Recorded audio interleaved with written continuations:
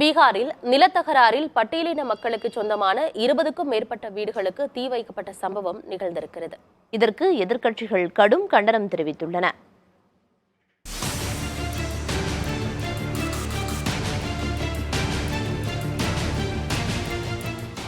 நவாடா மாவட்டத்திற்கு உட்பட்ட கிருஷ்ணா நகரை அடுத்த மஞ்சுடோலா என்ற பகுதியில் 20க்கும் மேற்பட்ட வீடுகளில் திடீரென தீப்பற்றி எரிந்தது.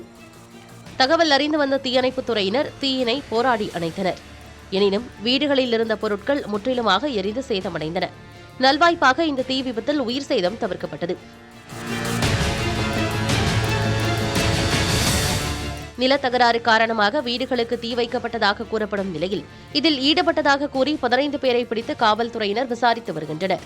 இந்த சம்பவத்திற்கு பகுஜன் சமாஜ் கட்சியின் தலைவர் மாயாவதி, மக்களவை எதிர்க்கட்சித் தலைவர் ராகுல் காந்தி, ராஷ்டிரிய ஜனதா தள கட்சியைச் சேர்ந்த தேஜஸ்வி யாதவ், காங்கிரஸ் தேசிய தலைவர் மல்லிகார்ஜுன் கார்கே உள்ளிட்ட எதிர்க்கட்சித் தலைவர்கள் கண்டனம் தெரிவித்துள்ளனர். இதனிடையே சம்பவம் தொடர்பாக பீகார் முதல்வர் நிதிஷ்குமார் உத்தரவின்படி காவல்துறையினர் மஞ்சுடோலா கிராமத்திற்கு சென்று பாதிக்கப்பட்ட இடங்களில் ஆய்வு செய்தனர்.